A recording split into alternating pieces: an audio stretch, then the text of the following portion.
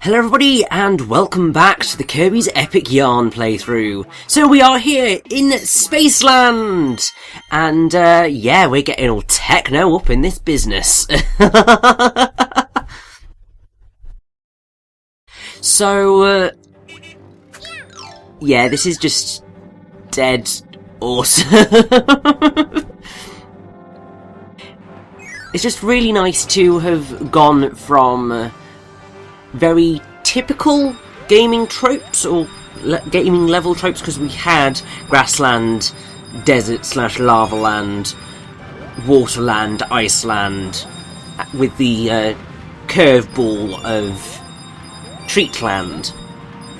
But now we're heading into space and it's all very cool, and you don't always get a space themed level. Sometimes you do. It's certainly one of the common-ish trends, but certainly no more so than the likes of grassland, so on and so forth.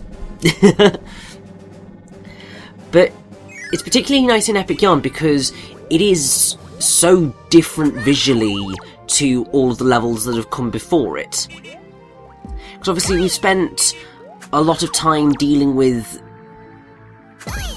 level gimmicks and elements that you would expect from a Kirby game. I suppose you would, at this point, expect some sort of electronic level for Kirby, because he has been doing it a reasonable amount over the past few years. And I mean, the fact that Kirby Planet Robobot has literally just come out a few days ago as of recording this commentary, I think that really says it all. Speaking of which, I really need to get Planet Robobot. I'm just trying to finish other games that I have before I make the leap into getting Planet Robobot. I'm sure it's an absolutely wonderful game and I'm dead excited to finally play it. But unfortunately, I have already pre-ordered Tokyo Mirage Sessions Sharp FE, so I kind of had to beat that. I've got the game that I'm recording for the next playthrough, which is quite a hefty one, so I need to record all of that, so that's a thing. And I've still got 2 stories of Fire Emblem Fates to play through. So, lots of gaming to be done, and not necessarily enough time to do so in. But it will all be fine in the end, and I will finally get my chance to play the most recent Kirby game. I mean, there's plenty of time. I've got the entirety of July and August and most of September before any other big games turn up on the horizon. Specifically those in the form of Final Fantasy 15, Pokemon Sun and Moon, and then I can't remember what the other one is. Oh, that is really bad.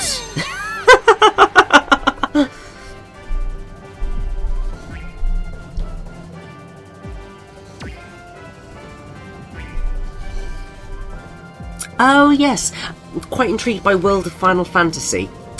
We'll see about that one. I might let that one fall by the wayside.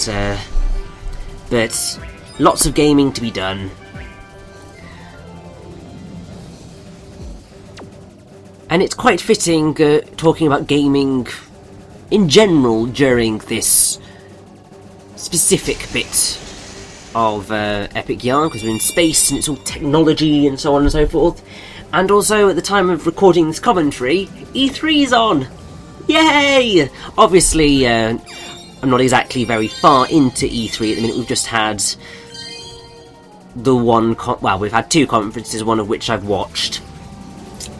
And we were just about to get the excitement, open quotation marks, from Microsoft's conference later today. Not that I'm necessarily going to be around to watch it because of life getting in the way, but you can only do so much these days, really, can't you? It's like, as you get older and you get jobs and you have friends having leaving dues and so on and so forth, you just sort of have to prioritise. It's not like when I was at uni and it was just like, oh, I finished all of my exams, I can watch all of these conferences and it's going to be glorious.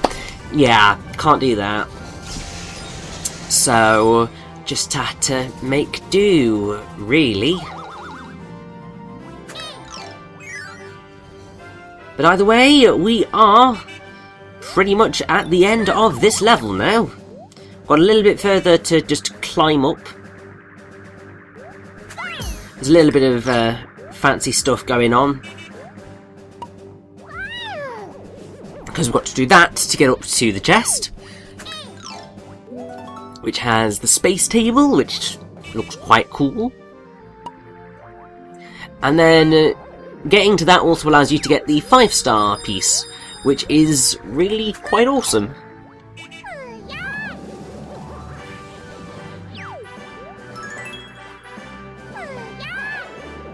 So I mean, I really like that those two collectibles are so close to each other, because it just means that you're using the same solution almost to unlock numerous different things, and that just broke my heart. I was just like, no! I was doing so well. I got all of those gosh darn things. I got up to a gold and then you ruined me.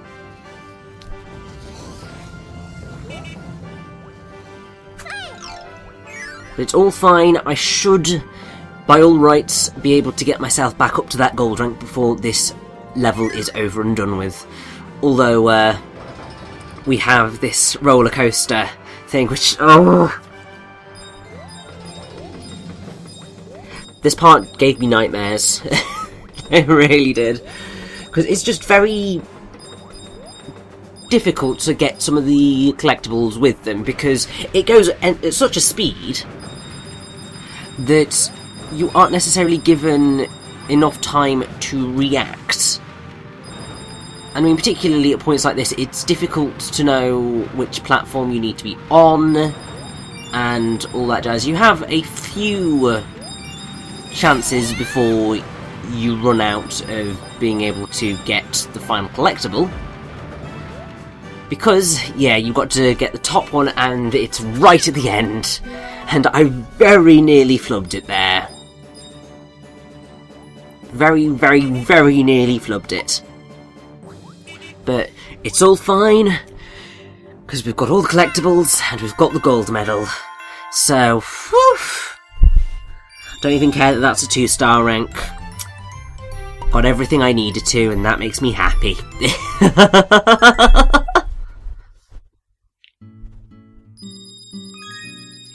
But, now that we have done that level, we actually have enough bits of furniture to get the final tenant into Quilty Courts, which is wonderful. And that's exactly what we're going to go and do now. It feels really weird to have, like, just started a world and then be immediately leaving it, but,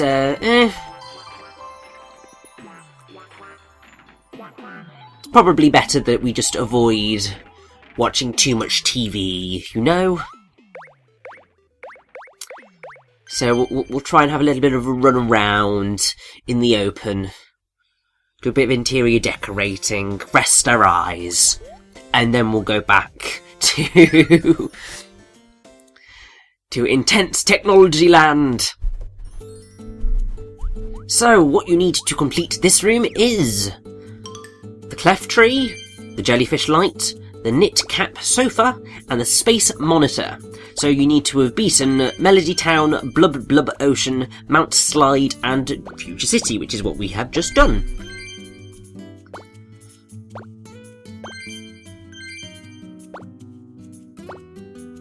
And there we go!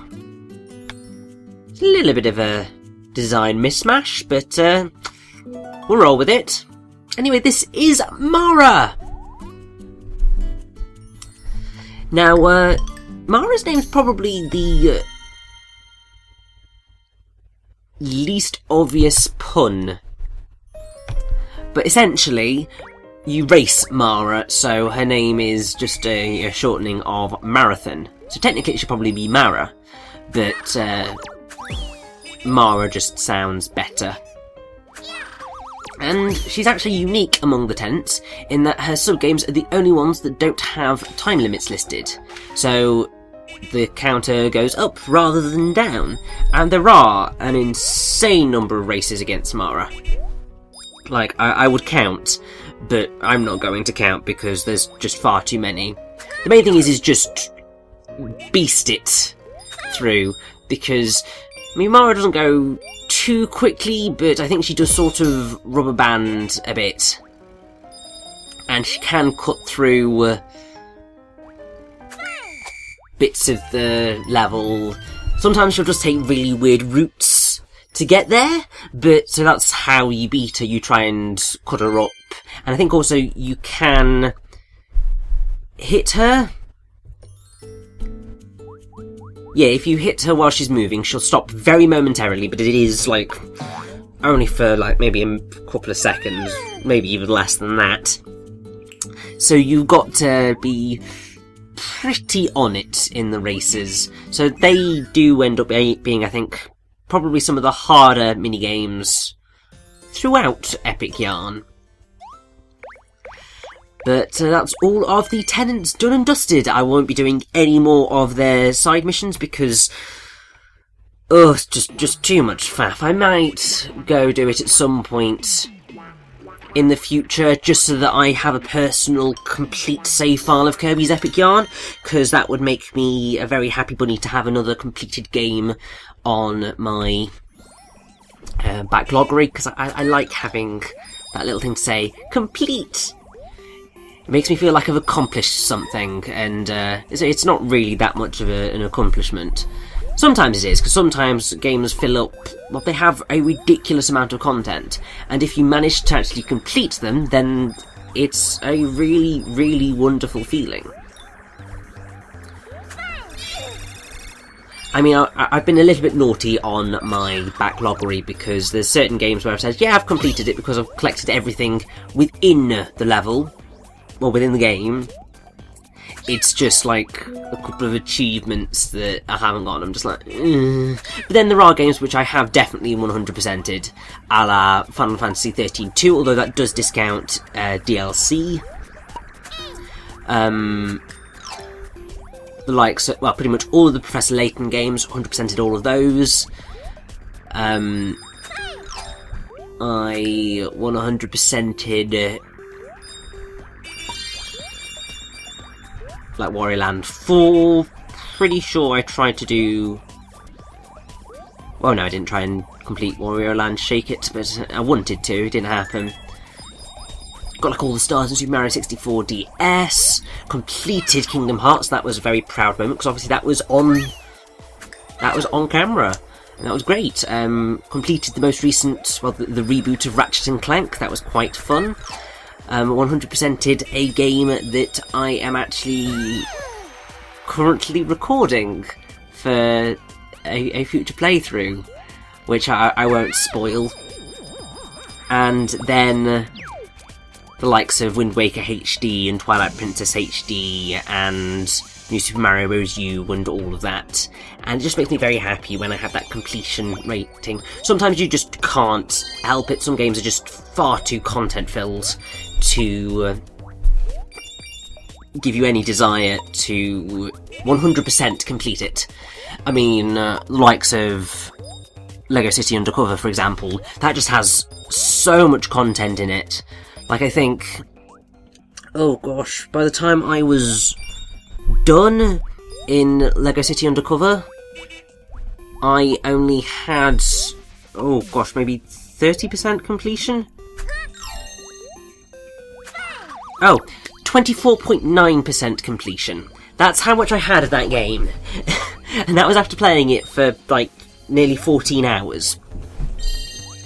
Like, it was just like, oh good god, there is a lot of content in this game.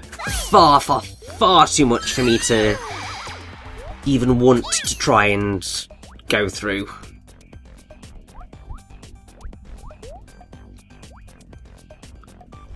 But Ah well. Anyway, I'm quite fond of this level. It's a bit of a challenge, and if anything, Spaceland is a ramping up of the difficulty in Epic Yarn. You reach a point where it becomes very, very, very difficult to complete levels easily. Which, I mean, is fair enough. This always needed to happen at some point. But it is just very noticeable. It is a bit of a difficulty spike, so to speak. Obviously, it's still possible to defeat it quite easily, and you're not going to be too hard-pressed when it comes to the challenges, but it's certainly noticeably more challenging. Now, this is a fun little gimmick. So you got the snip snaps.